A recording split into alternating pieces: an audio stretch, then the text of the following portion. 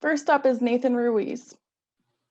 Brandon, we just spoke with Mike about minor league housing, and I'm not going to ask you about that specific situation, but just when you remember about your own playing career, being a guy who didn't have a huge signing bonus or anything like that, what kind of challenges did you face, trying to live your dream, while also providing for yourself, trying to, sometimes find housing in different houses and in different cities and in the same season? Just what kind of challenges do you remember facing as a player in that situation? Yeah, I mean, I did not have a big signing bonus, and so I remember those days very well, being in apartments with a lot of guys. And there was one year where I think I moved. I think I was at all three levels. Started the year in AA before the season started, then went to AAA, the A-ball, AAA. So I understand the hardships that come with being a minor league player and not having much money, and playing for the love of it, and following your dream, and I would bust my butt in the offseason to make as much money as I possibly could to support myself during the season. I also, as a coach early on in my coaching career too, same thing. So I do understand the hardships that minor league coaches and players go through. Steve Molesky. Brandon, how hard has it been for you specifically to stay upbeat when losses mount? I mean, you all are human beings. It's, day to day, the ups and downs. For you and the staff, the challenge of that. And when you read the clubhouse right now, do you still like that part of it?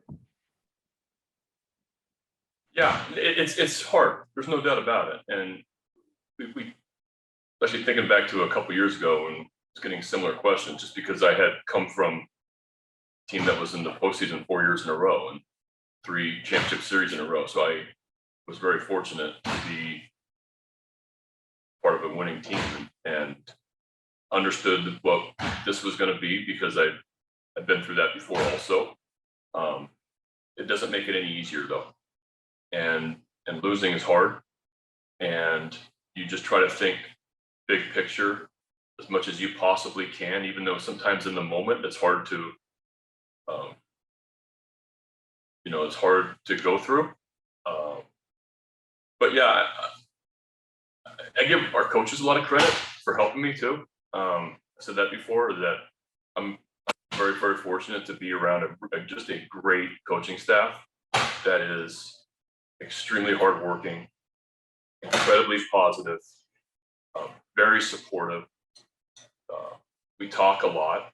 We support each other. We commiserate together. There's a lot of times in my office after games, and then before games, and I have a great relationship with the coaches, and that's very, very helpful. And the front office is very, very supportive. They're very aware and understand what we're going through too, and this is not going to be easy, and we knew this was going to take a while, and it's going to take a while. But our minor league system is continuing to get better, and some of our impact players hopefully are inching closer to the big leagues, and that's just what it's going to take. Next up is Joe Trezza. Brandon, no Santander today. Is he still dealing with the ankle? Yeah, I just wanted to get him off today.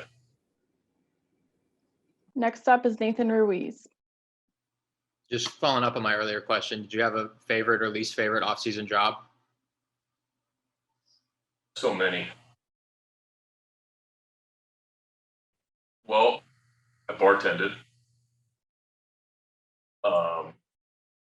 I worked at a golf course. I mowed lawns in the morning on a golf course. I did anything to make some money but I always wanted the afternoons off. I needed the afternoons off to be able to work out and hit. And actually, me and Cuz were roommates one year. We were both playing in the minor leagues, and he worked at a guitar store, and I worked at a golf course in the morning, and then we'd work out in the afternoon. Next up is Jerry Coleman. Brandon, just to follow up from hearing from Mike. So he was asked about your situation, and he said you would not be evaluated on wins and losses. Do you think that's a fair situation based on, the deck that you've been dealt? Yeah, I do. Yeah, I mean, Mike's very transparent with me about what our expectations are and where we are, not only in our division but with around the league. And it's going to take some time. We're gonna need to draft high. We're going to need to develop impact players. And right now there are a lot, from a salary standpoint from our team is a lot less than everybody else's. We understand that, and we just need to continue to get better in the minor leagues, and develop some impact players to be able to compete at this level.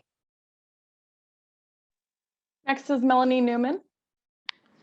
Brandon, kind of along the vein of how you've been handling the mood in the clubhouse lately. I know you've given a lot of credit to Galvis and Mancini and Harvey for their leadership. Is there a player in particular, or it could still be those three, who's really that good emotional buoy for this team right now, who just comes in and kind of that goldfish memory just lifts everybody else up? Well, I was actually just telling Cuz earlier, for a team that's going through what we're going through right now, and for some of these guys to have been doing this for 3 years, some 4 or more, I give a lot of credit for them for their attitude every day, and how I think if you watched our stretch on the field 20 minutes ago and watched how some of our pregame work, you wouldn't see any head hanging. You wouldn't see, you wouldn't notice or recognize that we're going through a tough time, and it's been a tough few years. So I think that's collective. I think that starts with the coaching staff. It's veteran guys are huge with that. But we also have some guys that just have really good attitude. Cedric Mullins, he's one. He is definitely a lot different this year in a great way. Somebody that's playing at an all-star level, but also, walking around with a real winning attitude and just a upbeat, wants to play every day. When I gave him that day off in Tampa, he fought me on it. Just wants to play, and that's what it takes to. You need a lot of those type of guys to win in this league. Dan Connolly. Brandon, obviously your attention is on the big league club, and that's where it has to be. But how much do you pay attention to what Grayson Rodriguez is doing and DL Hall? And what was your reaction when you heard that Hall's been shelved for a little bit? Yeah, I heard about DL yesterday. No, I pay attention for sure. I look at when I go home, I'll check the box scores, especially at the upper levels, see what happened in Norfolk, see what happened in Bowie. I'll go all the way down, and then I get a game report the next afternoon. So then I read the notes on what our coaches are saying, what happened in the games. But I'm definitely very aware of what's happening in our minor leagues. All right, that is it for questions. Thank you, Brandon. We will see you post game. All right, thanks.